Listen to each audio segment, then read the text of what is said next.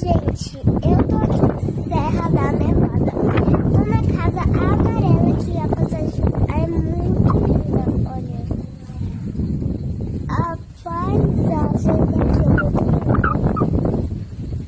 Dá vontade de ficar olhando o dia todo. E, gente, hoje eu vim aqui na Serra da Nevada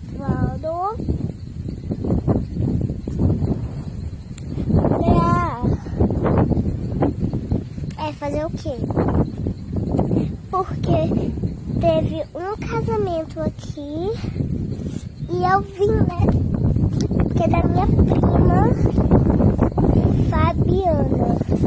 Que ela faz vídeo aí no Instagram pra vocês e eu faço no YouTube. E eu vim pro casamento dela e eu fui a florista. Porta-aliança foi Débora, não, foi Sofia e foi